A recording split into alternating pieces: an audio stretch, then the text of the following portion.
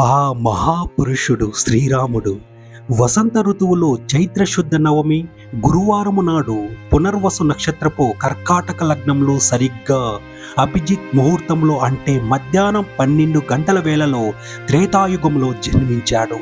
ఆ మహనీయుని జన్మదినం ప్రజలు పండగగా జరుపుకుంటారు. 14 సంవత్సరములు అరణ్యవాసము రావణ సంహారము తరువాత శ్రీరాముడు సీతా సమేతంగా అయోధ్యలో పట్టాభిషిక్తుడైనాడు. ఈ శుభ సంఘటన కూడా చైత్రశుద్ధమి నవమి నాడే జరిగినదనే ప్రజల విశ్వాసము. శ్రీ సీతారాముల కళ్యాణం కూడా ఈ రోజునే జరిగింది.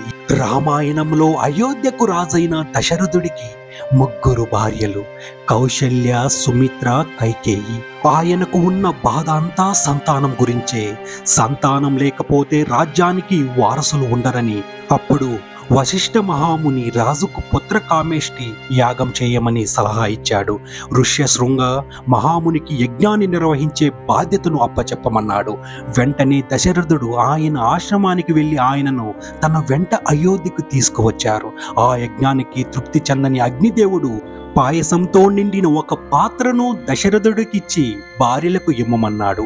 దశరథుడు అందులో సగభాగం మొదటి భార్య కౌశల్యకు, రెండో సగభాగం చిన్న భార్య అయిన కైకేయికి ఇచ్చాడు.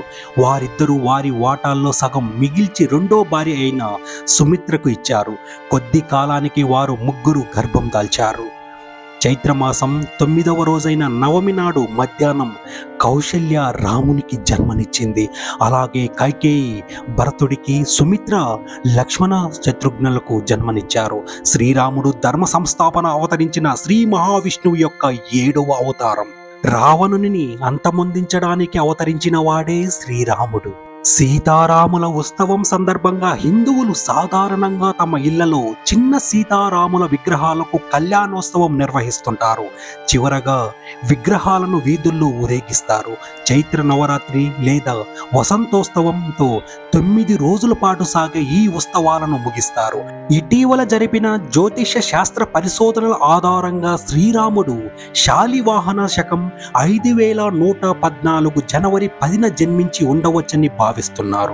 ఉత్సవంలో విశేషాలు ఏమిటంటే ఆలయ పండితులచే నిర్వహించబడే సీతారాముల కళ్యాణం.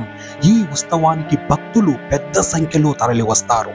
బెల్లం, మిరియాలు కలిపి తయారు చేసే పానకం చాలా మందికి ప్రీతిపాత్రమైనది.